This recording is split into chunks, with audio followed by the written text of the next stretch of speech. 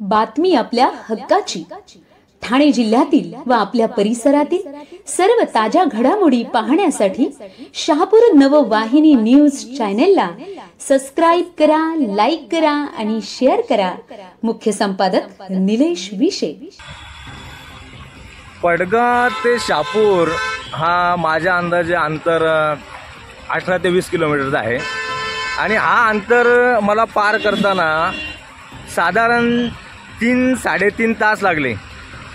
प्रचंड वाहतूक कोंडी या रस्त्यावर मला लागली आणि याचं कारण या महामार्गावर आसनगाव रेल्वे ब्रिजवर मागील 2 वर्षापासून संथ गतीने सुरू असलेलं काम आणि ती एकाच लेनने प्रवास चालू असल्यामुळं, वाहतूक चालू असल्यामुळं त्याची अतिशय खरडे, मोठमोठे खरडे पडल्यामुळं रस्ता अतिशय खराब झालेला आहे।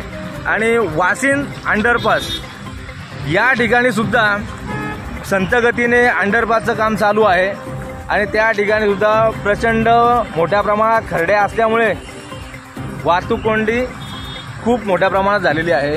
त्याच्यामुळं या महामार्गावर ज्या 5 ते 6 राज्यातून हा महामार्ग गेलेला आहे त्यातून येणाऱ्या प्रवास करणाऱ्या नागरिकांना प्रचंड त्रास होत आहे आणि स्थानिक शहापूरकरांना सुद्धा खूप मोठ्या प्रमाणात त्रास होत आहे। याला कारणीभूत फक्त हे ठेकेदार आणि त्यांच्यावर अंकुश नसलेले लोकप्रतिनिधी यांनी कुठल्याही प्रकारचा गांभीर्य घेतला नाही। गेल्या वर्षी सुद्धा या रस्त्यावर पावसाला सुरू होताना अशाच पद्धतीने खरडे पडले होते, अशीच वाहतूक कोंडी होती पूर्ण पावसाळ्याभर। याचा कुठल्याही प्रकारचा गांभीर्य घेऊन त्यांनी पावसाळ्यापूर्वी जे रस्त्याचं काम करायचं होतं ते केलं नाही आणि त्याच्यामुळं आजही ही परिस्थिती उद्भवली आहे।